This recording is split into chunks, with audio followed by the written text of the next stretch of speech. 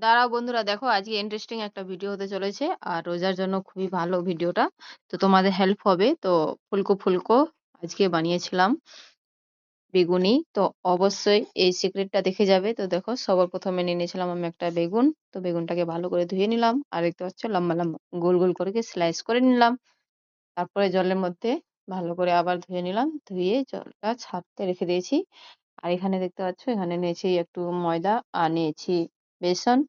তার মধ্যে দিয়ে দিলাম নমক, আজওয়াইন আর জিরার গুঁড়া, হলুদ আর লাল মির্চি পাউডার।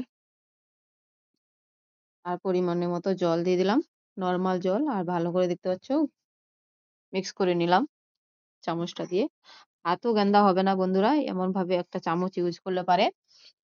তো দেখতে পাচ্ছ, এবার তেল গরম চাপিয়ে দিয়েছি। অন্য সাইডে দেখতে পাচ্ছ তেলটা গরম হয়ে গেছে।